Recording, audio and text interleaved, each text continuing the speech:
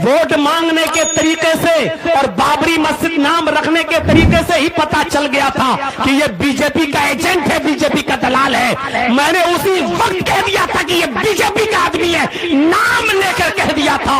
जब मुझ जैसे मुल्ला मौलवी को, जिसका सियासत से और राजनीति से कोई ताल्लुक नहीं है, जब मैं समझ गया तो आपकी समझ में नहीं आया, आप कैसे धोखा खा गए। मेरे भाइयों, ये सारे बहानेबाजियां किसी और से बताना, किसी और के सामने रखना। मेरे भाइयों, वीडियो वायरल हो गई, ये तो अच्छा हुआ कि पहले पता चल गया, वरना खून के आंसू रोता बंगाल का मुसलमान।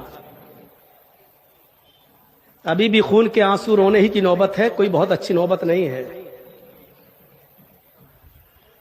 चलिए, आएंगे हम कभी और पता चलेगा कि कभी आज फला जगह जलसा नहीं हो पाएगा। एसपी साहब ने आपके जलसे को रिजेक्ट कर दिया है। अब 10 बजे से ज्यादा माइक की परमिशन नहीं मिलेगी। अब मस्जिद में आपको अजान माइक से देने की जरूरत नहीं है। पता चलेगा उस वक्त हम आपकी बस्तियों में आकर जुमे के खुतबे देकर आपको मुबारकबाद पेश करेंगे।